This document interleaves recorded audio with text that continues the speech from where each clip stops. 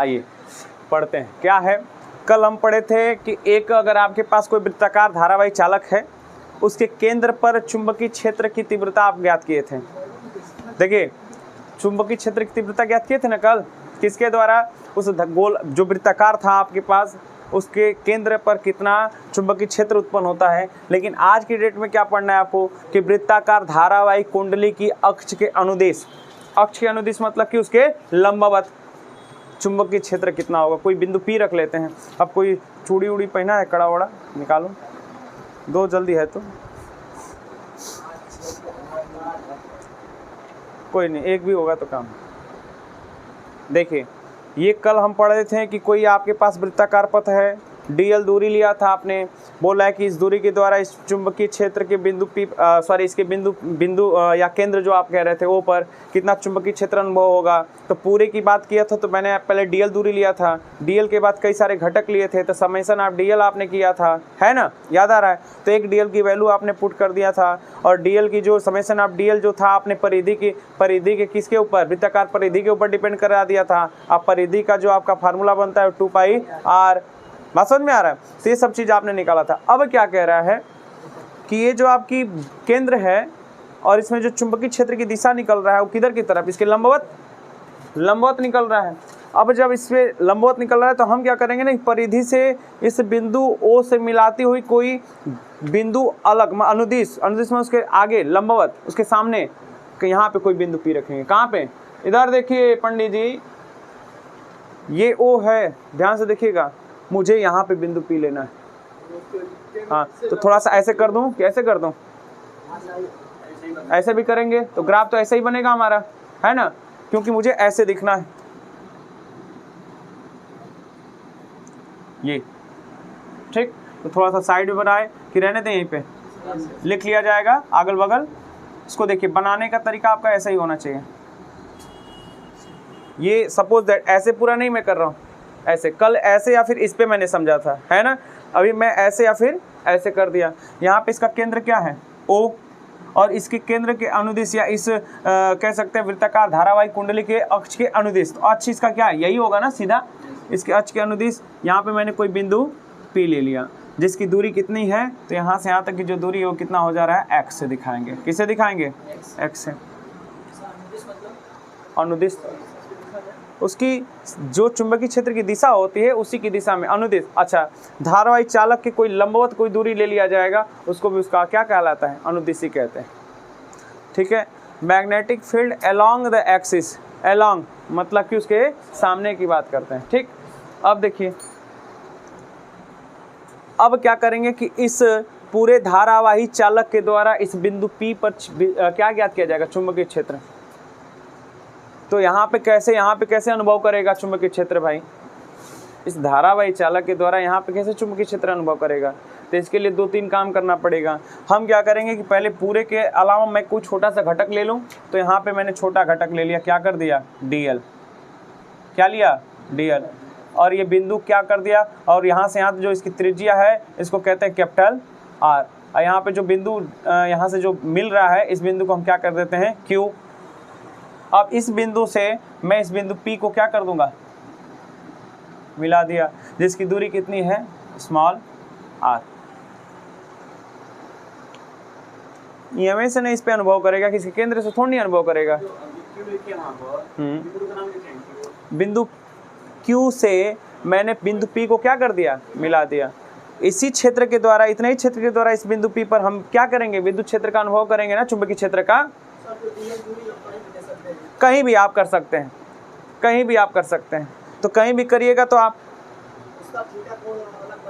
देखिए, आप कहीं भी रखिए, ये अनुदिश आपने यहाँ पे बिंदु P लिया है ना, यहाँ पे आपने dl दूरी लिया होगा ना, तो इसके द्वारा इस पे क्या करेगा, ये इसके ऊपर चुंबकीय क्षेत्र लगाएगा ना, चुंबकशीलता के माध्यम से। तो यहाँ पे ऐसे मैंने यही तो किया है, ठीक है ना, इतना यही क्लियर आपको करना है। यहाँ पे मैंने Q कर दिया, यहाँ पे इसका केंद्र पे O है, और यहाँ पे क्या है, बिंदु P। क्लियर इतना। अब इसके द्वारा मैं क्या करूँगा कि चुंबकीय क्षेत्र ज्ञात करूँगा। तो इस प्रोसेस को थोड़ा सा आप लिख लीजिए, हेडिंग डाल लिया आपने, हेडिंग डालिए, थोड़ा सा हेडिंग डालिए। वृत्ताकार धारावाहिक कुंडली की अक्ष के अनुदेश चुंबकीय क्षेत्र, magnetic field along the axis of current carrying coil. Hindi लिख लीजिए, इंग्लिश बाद में लिख लीजिएगा।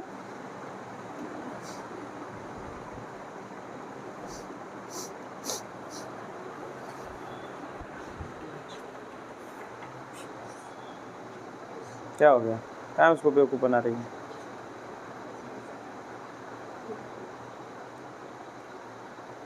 चलिए अब ग्राफ को ऐसा करिएगा, सुनिए इधर, ये आपकी कॉपी होगी, ये पेज होगा, ठीक है।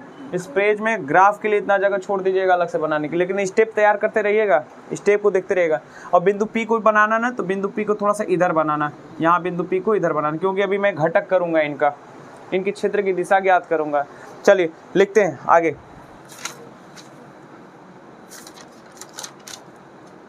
लिखिएगा, माना आर त्रिज्या का, लिखेंगे माना आर त्रिज्या का, माना आर त्रिज्या का, है हाँ आर त्रिज्या कैपिटल आर न है, क्या ना लिखा हूं। तो माना आर त्रिज्या का वृत्ताकार, माना आर त्रिज्या का वृत्ताकार धारावाहिक चालक है,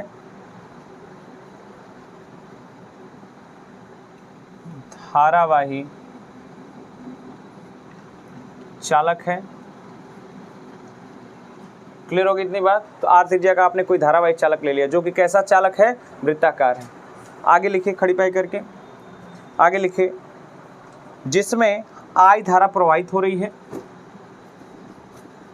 जिसमें आई धारा प्रवाहित हो रही है,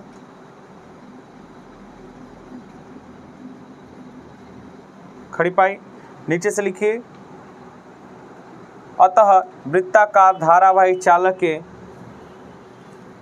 अतः वृत्ताकार धारावाही चालक के सूक्ष्म घटक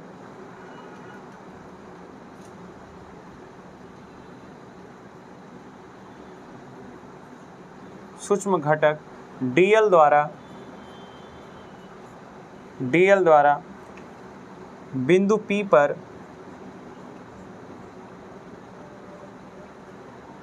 क्या ज्ञात करना है, चुंबकीय क्षेत्र ज्ञात करना है।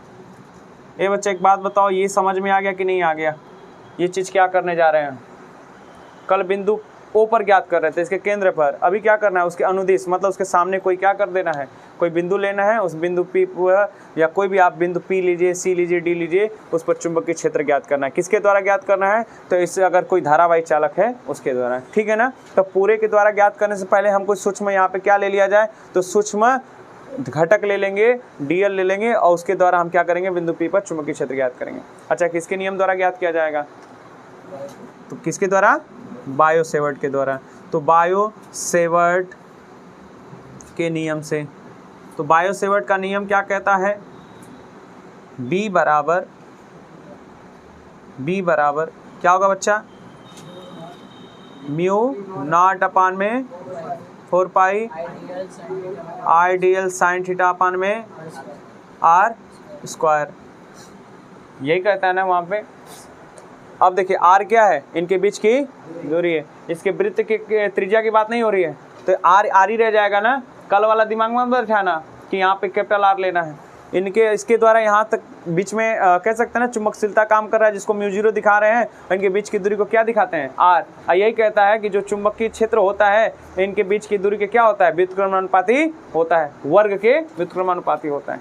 तो यहाँ पे R हो जाएगा। चूँकि यहाँ से एक चीज़ लिख लीजिए, आप बताइए कि साइन थीटा क्या बोलते हैं, थीटा बराबर यहाँ पे कितना है, यहाँ पे थीटा अनुदिश रखे और लंबवत है, तो कितना हो जाएगा, 90 डिग्री, अर्थात साइन 90 की वैल्यू कितना हो जाएगा, 1 हो जाएगा। इसलिए B बराबर क्या हो जाएगा, μ0 अपान में 4 पाई IDL अपान में R स्क्वायर। इक्वेशन नंबर, इतने क्लियर हो गए। बोलिए। अब क्या करते हैं कि ये डीएल आपने लिया था ना, इसके विपरीत एक और डीएल ले लीजिए, एक और घटक ले लीजिए। विपरीत मतलब क्या, इसके पीछे, अब इसका विपरीत क्या होगा, नीचे वाला ही होगा ना, तो हम इसके विपरीत कोई डीएल ले लेते हैं इतनी दूरी। देखते रहो बच्चा इसको। और यहाँ पे कोई बिंदु ले लीजिए, आर त्रिज्या, इसको मिला लीजिए, या भी आर त्रिज्या है।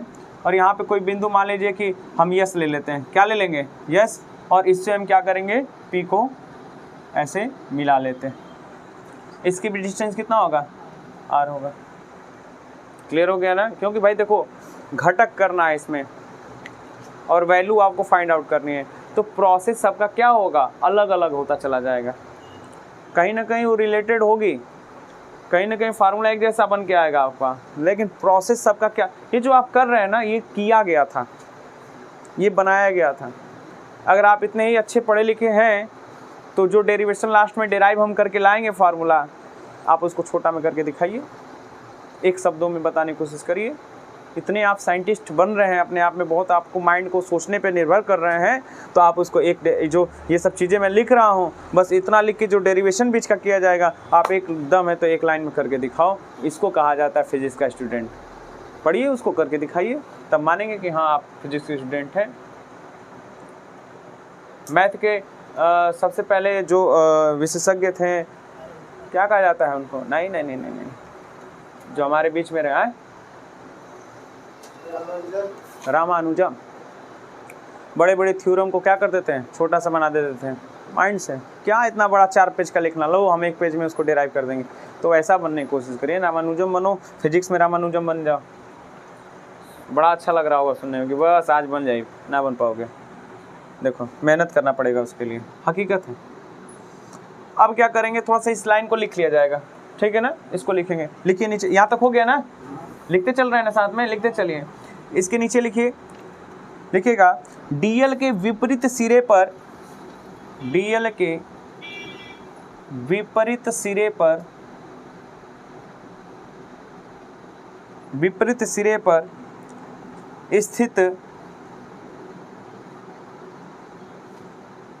स्थित डीएल घटक द्वारा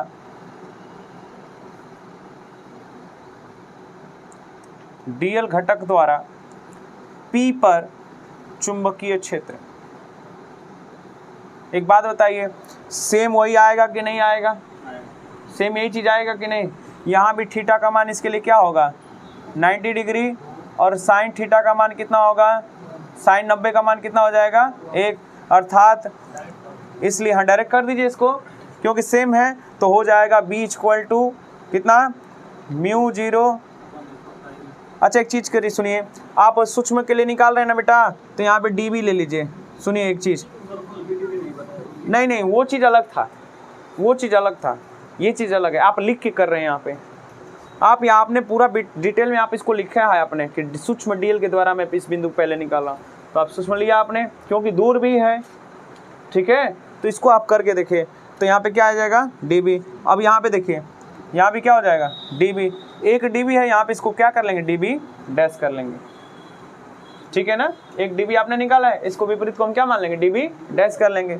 म्यू 0 अपान में क्या हो जाएगा, 4 पाई सेम IDL अपान में क्या आएगा, R स्क्वायर। इक्वेशन नंबर कितना, 2। अब एक चीज देखिएगा, अब जब इसको धारा इधर की तरफ जा रही है, जब धारा इधर की तरफ जा रही है, तो चुंबकीय क्षेत्र किधर की तरफ निकल रहा है, इधर देखो इसको। अब यहीं पे लॉजिक है, इसको समझ लेंगे तब तो बिल्कुल ठीक। धारा किधर से किधर बह रही है, इधर से इधर। इसमें धारा तो हमने बनाया नहीं, ये धारा आई इधर प्रवाहित हो रही है, इधर की तरफ क्या हो रही, आ रही। अगर धारा इधर की तरफ है, इधर की तरफ, ठीक है, किधर की तरफ है, इधर की तरफ है ना। अब इसको मैं ऐसे पकड़ूंगा, देखिए इधर ऐसे पकड़ूंगा, तो किधर की तरफ आ रही है, बाहर की तरफ आ रही है, लंबवत निकल रही है, अंदर से बाहर की तरफ आ रही है, मतलब बाहर की तरफ आ रही है, इस क्षेत्र के लंबवत हो रही है। अर्थात इस बिंदु P पर जो चुंबकीय क्षेत्र की दिशा होगी बाहर की तरफ होगी कि नहीं होगी, बाहर ही आ रही है ना। तो इसका कितना लंबवत आ रही है ना, तो जो चुंबकीय क्षेत्र का हम क्या बनाएंगे, ऐसे लंबवत करेंगे। इस चीज को याद रखिएगा आप, ये कर लिए तब तो बिल्कुल समझ में आ गया। ये समझ में आ रहा है ना, इसमें चुंबकीय क्षेत्र जो देखिए, इस पे तो मैंने तिरछा ऐसे किया है, ये बिंदु P यहाँ भी आप ले सकते थे, यहाँ भी ले सकते थे, तो प्रत्येक जगह आप कहीं भी ले सकते हैं। और जो चुंबकीय क्षेत्र इसके क्या काम करेगा, अच्छा इसके ऑलरेडी ये क्या है, ऑलरेडी ये लंबवत है इसके द्वारा, ध्यान समझिए, इसके द्वारा ये लंबवत है। देखो तुमको बिल्कुल डिटेल करते हैं, ये लंबवत ऐसे तुम्हारी चुंबकीय क्षेत्र की दिशा किधर की तरफ निकल रही है, अंदर से बाहर ऐसे, इसी क्षेत्र की दिशा की तरफ। अच्छा, और ये किसके अनुदिश खड़ा है ना, इसके अनुदिश है। तो जब इसके द्वारा जो हमारे चुंबकीय क्षेत्र 90 डिग्री पे निकल रहा है, तो इसके ऊपर कितना अनुभव होगा, तो इसके ऊपर भी हम कितना बनाएंगे, 90 डिग्री का ही बनाएंगे। तो 90 डिग्री अगर ये तिरछा है भैया इसे, तो 90 डिग्री कैसे बनाएगा, बनेगा ना बाहर की तरफ। तो ये बाहर करके ऐसे दिखाएंगे, बाहर है ये ऐसे सामने की तरफ बाहर दिखा रहा है ये, तो ये बाहर मैंने ऊपर की तरफ बना दिया। बात समझ में आया। और इसमें क्या करेंगे, नीचे क्या होगा, अंदर की तरफ होगा कि नहीं, क्योंकि धारा किधर की तरफ जा रही है, इधर की तरफ जा रही है। तो आप क्या करेगा, ऐसे पकड़ेंगे ना, ऐसे पकड़ेंगे ना इसको, ये ऐसे जा रही है, तो ये क्या करेंगे, ऐसे जा रही है, इसको आप ऐसे करेंगे, तो ये भी कह सकते हैं कि अंदर से बाहर की तरफ आ रही है। तो अगर बाहर की तरफ आ रही है तो ये निचले वाले हिस्से के लिए आ रही है, तो किधर की तरफ होगा, इस बिंदु को P के किधर की तरफ, नीचे के लिए नीचे की तरफ आप इसका लंबवत दिशा दिखाइएगा चुंबकीय क्षेत्र में। ऊपर वाले के लिए ऊपर की तरफ लंबवत कार्य करेगा, और नीचे वाले के लिए नीचे। अगर इतना कर लेंगे तो आप समझ लीजिए कि आपने 50% डेरिवेशन का क्या कर दिया, कंप्लीट कर दिया। अब क्या करिएगा, देखिए अब यही तो लॉजिक है भाई, यहाँ पे नहीं समझिएगा तो आप है थोड़ा सा हार्ड टाइप का, यहाँ पे समझना पड़ेगा। अब क्या करते हैं ना कि इन दोनों का घटक किया जाएगा। क्यों किया जाएगा कि एक शब्द यहाँ पे लिखते हैं, देखिए लिखा नीचे से लिखिएगा, लिखिए इसके नीचे, चूंकि लिखिए dB तथा dB डैश का परिमाण तो समान है, परिमाण मतलब क्या, मैग्नीट्यूड ना, परिमाण तो समान है, तो दिशा क्या है, तथा दिशा क्या है, दिशा विपरीत है। अगर एक ही दिशा रहती तब तो हमारा कोई घटक करने की जरूरत ही नहीं है, समझ में आ रही, तब तो साइन थीटे पे निकल जाता। लेकिन यहाँ पे क्या हो गई, दिशा दोनों की अलग अलग बट गई, अर्थात हम इस चीज़ को यहाँ से लिख के देख सकते हैं कि दोनों का परिमाण क्या है, समान है। तो डी परिणाम को किसे, परिमाण को किसे दिखाया जाता है, आप सदिश पढ़े होंगे, सदिशों का परिमाण मॉड ऑफ एक्स पढ़े होंगे, mod of a mod of b, तो ये परिमाण को प्रदर्शित करता है। तो डीबी का परिमाण क्या हो जाएगा, vector mod of vector dB बराबर क्या हो जाएगा, mod of vector dB dash हो जाएगा। ये दोनों क्या है, परिमाण में बराबर है, लेकिन इनकी दिशा क्या है, अलग अलग। तो जब अलग अलग होता है इनका क्या कर दिया जाएगा, घटक लिया जाएगा। घटक मतलब कि इनको दो भागों में क्या कर देंगे, बांट देंगे। अब इसको थोड़ा सा आगे तरफ बढ़ा देते हैं, और घटक के लिए यहाँ पे मैं एक ऐसे लाइन खींच लेता हूँ, ठीक है। अब एक चीज़ देखिएगा, ये अल्फा, इस कोण को हम क्या मानेंगे, अल्फा मानेंगे, और इस कोण को भी क्या मान लेंगे, अगर ये अल्फा तो ये भी क्या हो जाएगा, अल्फा। अल्फा अल्फा ऐसे होता है, लो ये अल्फा, ये भी क्या हो जाएगा, अल्फा। और इस कोण को भी क्या मान लेंगे, अल्फा, तो ये वाला भी कोण क्या हो जाएगा, अल्फा। अब आप पूछे सर कैसे ये वाला अल्फा हो जाएगा, मान लीजिए आपने तो सपोज यहाँ पे मान लिया है अपने से कि अल्फा होगा, तो ये वाला अल्फा कैसे हो सकता है। एक बात बताइए, इस चीज़ को समझिए, यहाँ पे आपको ये दिख रहा होगा,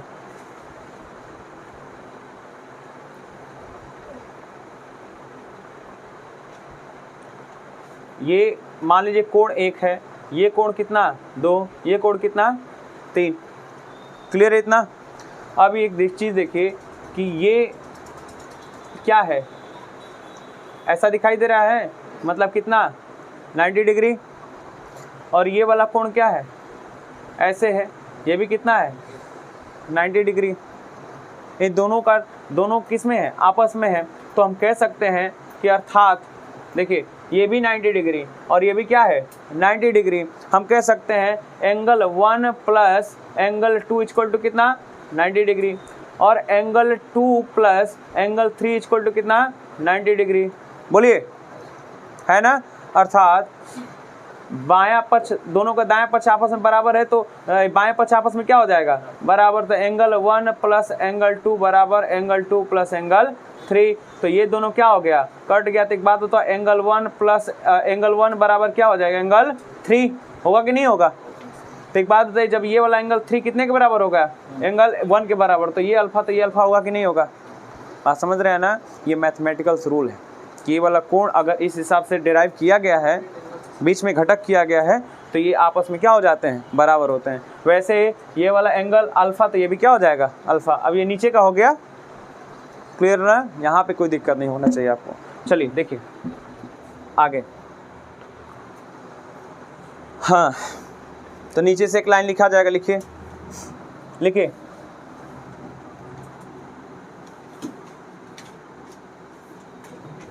अच्छा परिमाण इनका बराबर है तो ये दोनों आपस में क्या हो जाएंगे बराबर। इसको एक चीज़ लिख लीजिएगा तो ये दोनों चीज़ इनका क्या हो जाएगा बराबर। तो इक्वल टू में इस चीज़ को हम लिखेंगे इक्वल टू क्या हो जाएगा म्यू 0 अपान में 4 पाई आई डी एल अपान में क्या हो जाएगा आर स्क्वायर। क्योंकि दोनों की वैल्यू क्या हो गई बराबर। बस डायरेक्शन इन दोनों का क्या है अलग अलग है। मान तो एक जैसा है लेकिन दिशा क्या है अलग। जैसे कि मैं बोल दूँ वो व्यक्ति 5 किलो गेहूँ लेकर आया कहाँ से पूर्व दिशा से। ये व्यक्ति 5 किलो चीनी लेकर आया कहाँ से उत्तर दिशा से। दिशाएं दोनों की अलग है लेकिन परिमाण दोनों का क्या है बराबर है कि नहीं बराबर है। अर्थात गेहूं प्लस चीनी बराबर कितना 5 kg लेकिन दिशाएं दोनों की क्या है अलग अलग है। क्लियर होगी ना बात। तो ये लिखने का तरीका समझ में आया क्यों सर आपने यहाँ पे इसको लिखा। इसको इसलिए लिखा कि चीनी का परिमाण बराबर किसका गेहूं का परिमाण कितने के बराबर तो 5 kg के बराबर। तो इसका परिमाण कितने के बराबर म्यू नॉट अपान में 4 पाई आइडियल अपान में आर स्क्वायर के बराबर। कोई दिक्कत नहीं होना चाहिए। आगे चलिए आगे आइए।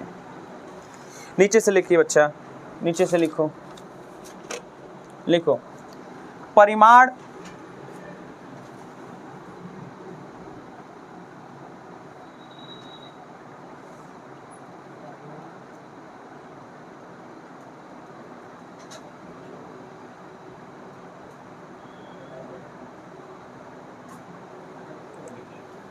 अच्छा अभी कुछ लिखिए मत 1 मिनट रुकिए। इतना आपने कर लिया ना तो आप इसका थोड़ा सा घटक को बारे में देख लीजिए। आपने घटक किया किस घटक में इसको बांटेंगे। ये इसके लिए किसका काम करेगा सरफेस का काम कर रहा है। एक धरा इधर देखो संदेह एक धरातल का काम कर रहा है ये। अब इस पे आपने 2 एंगल बना रखा है एक ये और एक ये ऐसे दोनों निकला है बाहर समझ रहे हैं। आपने इसको किया है अल्फ़ा और इसको भी क्या किया है अल्फ़ा और बीच से ऊपर गया है ये वाला क्या है साइन और ये वाला भी क्या है साइन। अर्थात ये वाला इन दोनों को क्या करते हैं घटक में बांटते समय इन दोनों को कैसे क्या कर दिया जाता है मिलाया जाता है। और यहाँ भी इसको क्या कर दीजिएगा मिला दीजिए। आप पढ़े होंगे अच्छी स्थिति निरक्षी स्थिति आपको पढ़ाया था ये सब घटक में डिवाइड भी करवाया था। तो ये देखिए ये वाला कोण किससे है देख रहे हैं ना एक्स अक्ष इसको मान लेंगे इस वाले को क्या माना जाएगा वाई और ये वाला एक्स और ये भी क्या हो जाएगा वाई। तो जब एक्स एक्सिस से कोई एंगल बनाता है तो उसको हम कहते हैं कि क्षैतिज पे बनाता है और जब वाई एक्सिस पे बनता है उसको क्या कहा जाता है ऊर्ध्वाधर। तो जो ऊर्ध्वाधर जो क्षैतिज होता है वो हमेशा उसका मान किस में निकालते हैं कॉस थीटा में। तो यहाँ पे क्या हो जाएगा इसके लिए क्या होगा इस घटक के लिए क्या होगा तो डी बी कॉस थीटा और नीचे के लिए क्या हो जाएगा d b dash cos theta हो जाएगा। ये किसके लिए है ऊर्ध्वाधर में है। ये घटक दोनों के लिए किस में आ रहा है ऊर्ध्वाधर में। तो इसको हम क्या मानेंगे डी बी साइन थीटा। एक चीज़ याद रखिएगा दोनों के लिए क्या है डी बी साइन थीटा। इसका भी डी बी साइन थीटा इसका भी क्या हो जाएगा डी बी साइन थीटा। बात समझ में आया। अब जब यहाँ पे आप कर लेंगे तो एक लाइन अब लिखिएगा। तो इस चीज़ को हम करके दिखाएं। नीचे से लिखिए चूँकि ग्राफ बिल्कुल टच मत करिएगा मत बनाइएगा लास्ट में बनाइएगा एक ही बार। लिखिएगा चूँकि डी बी कॉस थीटा तथा dB dash cos theta, dB cos theta तथा dB dash cos theta, dB dash cos theta परिमाण में बराबर तथा दिशा में क्या है, दिशा में विपरीत हैं, अतः यह एक दूसरे को क्या कर देगा बच्चा, बोलो, एक दूसरे को निरस्त कर देगा, निरस्त करता है। बात समझ में आया? कह रहा है कि ये भी, ये किधर की तरफ, इसको हम प्लस मान लें, नीचे वाले को क्या मान लें, माइनस, तो एक दूसरे को क्या कर देगा, कैंसिल आउट कर देगा। ऐसे ही वहाँ पे मैंने साइन थीटा को निरस्त किया था, याद आ रहा है ना, एक ही दिशा में तो 2 cos थीटा, तो यहाँ पे 2 sin थीटा मत निकालिएगा, 2 dB sin थीटा मत करिएगा, बस आप इतना जानिए कि ये दोनों एक दूसरे के क्या है, विपरीत हैं cos थीटा वाले, तो एक दूसरे को क्या करेंगे, निरस्त करेंगे। अब कुछ आगे प्रोसेस किया जाए, नीचे से लिखिएगा, नीचे से लिखिए, अतः जो चुंबकीय क्षेत्र आपका उत्पन्न होगा, अतः चुंबकीय क्षेत्र, इस बिंदु P पर चुंबकीय क्षेत्र क्या बच जाएगा, B बराबर, या dB लिख सकते हैं, या B बराबर यहाँ से कर दीजिए, B बराबर समेसन ऑफ, क्योंकि देखिए यहाँ पे 2 dB साइन थीटा है, तो summation of dB sine theta करिएगा, B equal to summation of dB sine theta. नीचे चलिए लिखिए, नीचे लिखिएगा, समीकरण 1 से dB का मान रखने पर, समीकरण 1 से dB का मान रखने पर, तो समीकरण 1 क्या है, ये है, और dB का मान क्या दिया है, ये दिया है, देख रहे हैं ना, तो लिखा जाएगा B इक्वल टू, ऊपर लिखें,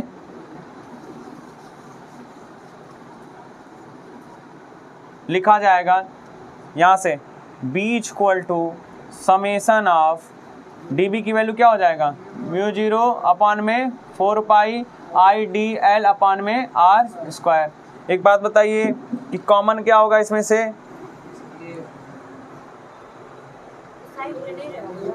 सॉरी कुछ और भी छूट रहा है क्या, एक चीज और देखिए, यहाँ पे ना कॉस, एक मिनट, ये थीटा नहीं, क्या इसके वैल्यू क्या माने आपने, अल्फा ना, इसको अल्फा करना बच्चा, यहाँ पे अल्फा, ये भी अल्फा होगा, तो यहाँ से हम क्या लिखेंगे, dB cos अल्फा और dB डैश cos अल्फा, ये एक दूसरे के विपरीत हैं, एक दूसरे को निरस्त कर देंगे, तो यहाँ से क्या हो जाएगा, यहाँ से हम इसको क्या लिखेंगे, थीटा की जगह पे क्या हो जाएगा, साइन अल्फा, तो यहाँ हो जाएगा साइन अल्फा। अच्छा, बाहर क्या क्या निकल जाएगा, देखिए B बराबर, इस पूरे के लिए क्या क्या कॉमन है, μ0 क्या है कॉमन बाहर, और क्या हो जाएगा 4 पाई I बाहर हो जाएगा, और R स्क्वायर बाहर हो जाएगा, साइन अल्फा का मान प्रत्येक के लिए कॉमन निकल के आ गया, तो साइन अल्फा क्या कर देंगे, बाहर कर देंगे, बच क्या गया अंदर, DL। अच्छा, जो DL है वो किसके बराबर है, तो लिखेंगे जो समेसन ऑफ DL है वो किसके बराबर है, तो चूंकि समेसन ऑफ DL वृत्त क्या है, वृत्त की परिधि के बराबर है कि नहीं है। अच्छा, वृत्त की परिधि क्या होती है, 2 पाई R, तो यहाँ पे लिख लीजिएगा चूंकि बराबर 2 पाई R, तो यहाँ से क्या मिल जाएगा, B इक्वल टू μ0 अपान में 4 पाई इंटू में I अपान में R square sine alpha into में क्या हो जाएगा 2 पाई R। या इसको हम किस हिसाब से लिखेंगे, यहीं पे रहने दें इसको, इक्वेशन नंबर क्या कर दिया जाए, इसको अभी नहीं काटेंगे, इक्वेशन नंबर इसको कितना कर दें, 2 कर लीजिए, 3 कहाँ है, अच्छा ये 2 हो गया है, इसको कर लीजिए 3, इसको मान लीजिए 3, B इक्वल टू μ0 अपान में 4 पाई I अपान में R square sine alpha into 2 pi R। अब यहाँ से हम साइन अल्फा की वैल्यू पहले डिनोट करेंगे, साइन अल्फा की वैल्यू यहाँ से क्या आएगी, तो एक चीज़ बताइए, इस ग्राफ में देखिएगा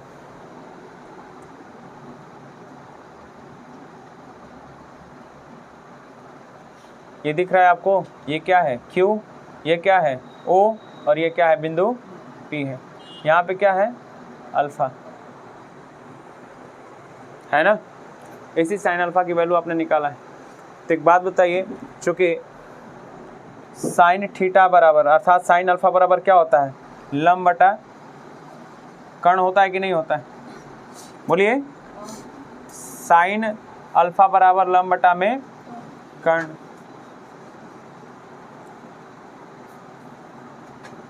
लंब कितना है, लंब कितना है, इसको क्या मान लिए r, इसको कितना मान लिए x, ठीक है ना इतना, और ये क्या है r है। तो लंब बटा कर्ण, लंब कितना है बच्चा, कैपिटल R। अच्छा r का मान कितना होगा, आप सदिश पढ़े हैं, सदिश, सदिश पढ़े हैं, सदिश कक्षा 11 में समतल में गति आपने पढ़ा होगा। तो सदिश के बारे में जब पढ़ाया गया होगा कि जब दो सदिश कुछ इस हिसाब से अगर ऐड होते हैं तो जो उनका परिणामी सदिश होता है इनके योग के क्या होता है, बराबर होता है। अर्थात अगर r की वैल्यू, ये परिणामी सदिश निकालना है तो r बराबर क्या हो जाएगा, r बटा में। अच्छा एक चीज़ और पहले समझ लीजिए, उसके बाद आगे बढ़ेंगे। कहता है कि परिणामी सदिश तो r बराबर आप कैसे निकालोगे, तो r बराबर निकालने से पहले r की वैल्यू निकालते हैं ना। तो r कितना है, तो आप जान चुके हैं कि पाइथागोरस प्रमेय से लंब का कर्ण स्क्वायर बराबर क्या होता है, लंब स्क्वायर धन आधार का स्क्वायर। तो लंब का स्क्वायर कितना हो जाएगा, r का स्क्वायर, इसका स्क्वायर मतलब क्या, x का स्क्वायर। तो कितना हो गया, तो r, ये बताइए कि r स्क्वायर बराबर कितना आएगा, यहाँ पे वही चीज़ आएगी क्योंकि पाइथागोरस प्रमेय और साथ में सदिशों का स्वरूप भी ज्ञात करना है, परिणामी सदिश भी साथ में। देखो भाई लॉजिक तो बहुत दूर तक है इसमें, ठीक है ना, इसलिए कहा जाता है 11वीं क्लास को बेसिकली तरह से पढ़ने के लिए बच्चे यहाँ पे मिस करते हैं। तो यहाँ से क्या हो जाएगा, तो r स्क्वायर बराबर क्या हो गया, r square plus x square, जो परिणामी सदिश का वैल्यू आ गया। तो यहाँ पे जब स्क्वायर हटाएंगे तो क्या हो जाएगा, अंडर रूट हो जाएगा। बात समझ में आया। तो एक बात बताइए, यहाँ से स्मॉल r की वैल्यू कितनी आएगी, कर्ण क्या है स्मॉल r है, और स्मॉल r की वैल्यू अंडर रूट क्या हो जाएगा, r square plus x square. अब इसकी वैल्यू कहाँ उठा के रख दें, साइन अल्फा में। तो समीकरण 1 से क्या मिलेगा, समीकरण 1 से b इक्वल टू μ0 अपन में 4 पाई i अपन में r स्क्वायर इंटू में r अपन में under root r square plus x square, और इंटू में क्या हो जाएगा 2 पाई r। अच्छा r स्क्वायर की वैल्यू अभी आपने क्या निकाला था, r स्क्वायर प्लस निकाले थे ना अभी पाइथागोरस प्रमेय से। सदिशों के स्वरूप से क्या निकल गया, ये पहले पाइथागोरस और फिर सदिशों का परिणामी सदिश, ये निकल के आया है। तो परिणामी सदिश मैंने इसके लिए यूज किया, और r स्क्वायर के लिए क्या निकालेंगे, पाइथागोरस प्रमेय वाला, यहाँ पे कर्ण की वैल्यू रखिएगा। तो यहाँ से फिर क्या हो जाएगा, अर्थात b बराबर क्या होगा, μ0 अपान में 4 पाई, यहाँ पे i अपान में r स्क्वायर की जगह पे बोलो जल्दी, r square plus x square. यहाँ पे क्या हुआ, r बटे में, इसको बताओ क्या लिख सकते हैं, 1/2 लिख सकते हो। अंडर रूट का मतलब क्या होता है, 1/2 होता है। नहीं बेटा, ये एक्चुअल में तुमने परिणामी सदिश को ज्ञात रखा है और इसकी वैल्यू कोई फिक्स नहीं है, अचर पद है, इसको कहाँ से बाहर ले जाओगे। अच्छा यहाँ पे अगर हम 9 कर दिए, यहाँ पे 1 कर दिए, तब तो खूब तो बाहर निकाली ना तुम। देखिए इस चीज़ को छोड़ो, तो यहाँ से क्या हो जाएगा, r square plus x square, यहाँ पे क्या 1/2। अंडर रूट का मतलब क्या, अंडर रूट का चिन्ह हटाते हैं तो उसके पावर क्या लग जाता है, 1/2। अब एक बात बताइए, इसके पावर कितना है 1, इसके पावर कितना है 1/2। तो 1 प्लस 1/2 बराबर 3/2 होगा कि नहीं होगा। 1 प्लस 1/2, 2 एकम 2, 2 1 3, 3 में क्या आ जाएगा 2। अर्थात इसको हम क्या लिख सकते हैं, b इक्वल टू μ0 अपान में 4 पाई i, ठीक है, इंटू में r बटे में r square plus x square के पावर कितना हो जाएगा 3/2। यही होता है वृत्ताकार धारावाहिक कुंडली की अक्ष के अनुदिश चुंबकीय क्षेत्र। मजा आया? मजा आया? क्या चीज बोलिए? कहाँ पे? ये एक बात बताइए, कल आई थी ना? कल आई थी तो मैंने वृत्ताकार जो एडीएल की समेशन ऑफ एडीएल, मतलब कि आपने छोटे सा का निकाला तो जब आपने छोटे से का निकाला तो क्या निकाला आपने? ये वैल्यू निकाली, इतना निकाला था। लेकिन समेशन ऑफ डीएल की वैल्यू कैसे निकालेंगे? तो प्रत्येक घटक के ऊपर डिपेंड है कि नहीं? समेशन का मतलब पूरा डीएल, और पूरा डीएल किसके ऊपर निर्भर कर रहा है? वृत्त की परिधि के ऊपर। अब वृत्त की परिधि का मान कितना होता है? 2 पाई आर। तो इसके जगह पे हम क्या रख दें? साइन अल्फा इंटू में क्या हो जाएगा? 2 पाई आर। बात समझ में आ गया? तो 2 पाई आर मैंने रख दिया, समीकरण नंबर 3 हो गया। अब यहाँ से आप देख रहे हैं कि यहाँ पे ग्राफ आप देखिएगा साइन अल्फा की वैल्यू निकालने के लिए, तो साइन अल्फा बराबर लंब बटा में कर्ण, लंब बटा पे क्या? लंब क्या है? आर, कर्ण क्या है? एक्स। लेकिन ये एक हमारा त्रिभुजी विधि दिख रहा है, त्रिभुज विधि है ना? तो पहले हम पाइथागोरस प्रमेय से इसका कर्ण की वैल्यू निकाल दें। तो कर्ण की वैल्यू निकाल दिया क्या? आर स्क्वायर बराबर क्या आपने निकाल दिया? आर का स्क्वायर प्लस एक्स का स्क्वायर। अब विमीय विधि से क्या हो जाएगा? क्या बोलते हैं, सॉरी, परिणामी इसका सदिश निकालना होगा सदिश विधि से। तो आर बराबर अंडर रूट वेक्टर क्या हो जाएगा? आर बराबर under root r square plus x square. तो यहाँ पे वैल्यू पूरा टोटली आप क्या कर दीजिए? पुट कर दीजिए। लंब हो गया आर और कर्ण हो गया कितना? परिणामी जो सदिश निकाला under root r square plus x square. यहाँ पे पुट कर दीजिए और आर स्क्वायर की वैल्यू रख दीजिए पाइथागोरस प्रमेय वाले से, r square plus x square. इसका मान कितना? 1। इसके बाद कितना हो जाएगा? घात 1/2, टोटल हो जाएगा 3/2। यही हो गया आपका क्या? धारावाही कुंडली की अक्ष के अनुदिश कोई अगर बिंदु आप रखते हैं तो क्या हो जाएगा? ये वाला फार्मूला आपके सामने दिखाई देगा। अच्छा, इसमें 1-2 कंडीशन और अप्लाई होगा।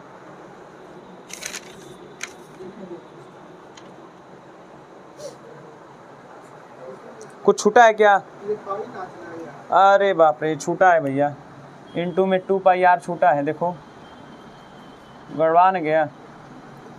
2 पाई आर, तो इसको 2 पाई आर इसमें जोड़ भी लिया जाए, इसमें 2 पाई आर जोड़ लीजिए, कोई दिक्कत नहीं है, कोई गलत नहीं है। वही हम भी कह रहे हैं। यहाँ से क्या कर देंगे? 2 पाई कर दीजिए, 2 पाई आर।